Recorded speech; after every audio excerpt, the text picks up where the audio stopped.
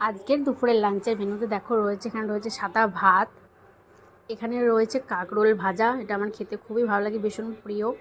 এখানে রয়েছে বটবটি, আলু, বেগুন, পটল দিয়ে একটা সবজি তরকারি।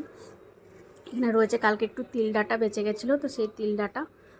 আর এখানে রয়েছে দেখো বৃষ্টির দিনে সবচেয়ে মেন মেনু, আজকে শো স্টপার হচ্ছে পাবদা মাছের ঝাল। এখানে রয়েছে ভেজ ডাল, এটা স্পেশালি আমার মাম্মামের জন্য হয়, তো আজকে সবারই জন্য হয়েছে ভেজ ডাল, মানে মটর দিয়ে ভেজ ডাল হয়েছে। তো চলো, আজকে আপাতত এই এতগুলো মেনুই রয়েছে।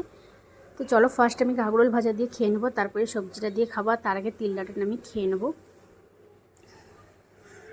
তো আজকের মেনু তোমাদের কেমন লাগলো অবশ্যই জানিও। আর পাবদা মাছ খেতে কার কার ভালো লাগে সেটা অবশ্যই কমেন্টের মাধ্যমে জানিও।